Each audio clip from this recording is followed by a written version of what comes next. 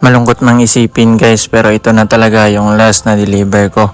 At first wave ko pa to na i-deliver guys. Kasi ito pala ang hawak ko ngayon na delivery is 114 ka parcel to lahat guys. So ito yung first wave ko.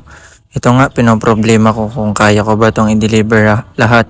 So ayan guys, may problema talaga ako kasi hindi lang isang area yung hawak ko. Marami pong area yung hawak ko kasi yun nga yung mga binibigay sa akin na parcel yung iba sobra-sobra ng mga kasama ko at yung iba yun yung iba na mga kasama ko siguro na absent, yun yung binibigay sa akin na parcel, kaya pa iba-iba yung location ko at yun maraming location na binibigay sa akin. So yun yung experience ko dito sa pagdi-deliver guys, at iwan ko sa mga nanonood na mga delivery boy din dyan, siguro makaka-relate din kayo kahit sa sinasabi natin food panda or food delivery.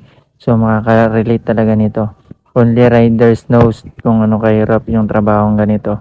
So yung trabahong ganito guys ay hindi talaga madali. Sobrang hirap kasi alam nyo, lalo na't mag hindi kayo kabisado sa gawain ganito. Hindi nyo alam ang gawain ganito. Sobrang hirap talaga kasi alam nyo bakit? Magugutom kayo at mapapasma. Kasi alam niyo bakit? Makalimutan niyo nang kumain pag nandito na kayo sa area. Kasi tupagin mo yung mga tao, yung mga parcel ng mga tao. At marami kang makakausap na iba-iba yung ugali. Katulad na lang ng mga masasamang ugali, mga maldita, suplado, suplada. Nandito lahat sa pagpaparcel. Meron ding mga mababait, hindi ko nila lahat guys ha. Pero mas marami talagang makakausap mo na bastos na papatayan ka, yung iba hindi nila kukunin yung parcel. Yun, mahihirapan ka talaga. So, ayun guys, sa experience ko sa parcel, sobrang hirap talaga. Lalo na yung first duty ko pa, nahirapan talaga ako. Pero pinilit ko at kinaya ko na gawin yung trabaho kasi yun nga, wala akong choice kundi lumaban araw-araw, lumaban kada oras, minuto. Kasi yun nga, wala akong mapuntahan kasi yung parents ko walang-wala din.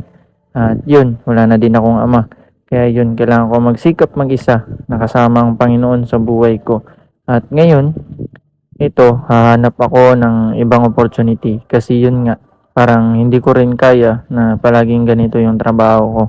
So, kailangan ko maghanap ng ibang opportunity. So, yun guys, ang experience ko dito sa pagdi-deliver ay hindi talaga madali, lalo na sa mga mahihirap na lugar na pinupuntahan ko.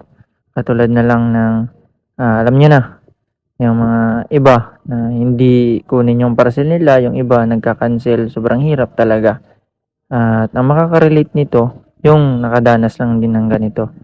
So, ayan, sana mensahe ko sa mga nag-order ng parcel dyan, kunin nyo talaga kasi alam nyo, sobrang hirap talaga maging delivery boy, lalo na pag hindi kinukuha yung mga parcel. At alam nyo, pag wala kayong ibabayad, dapat wag na lang kayong mag-order kasi sobrang hirap talaga pabalik-balik yung rider pag wala kayong